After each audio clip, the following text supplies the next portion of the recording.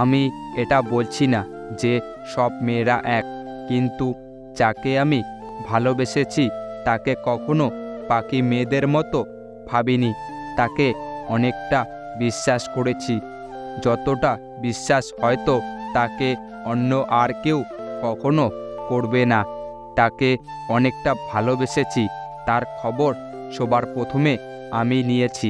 তার পছন্দ না এরকম জিনিসগুলো ছেড়ে দিয়েছি, তার খারাপ লাগবে এরকম সমস্ত কিছু ছেড়ে দিয়েছি।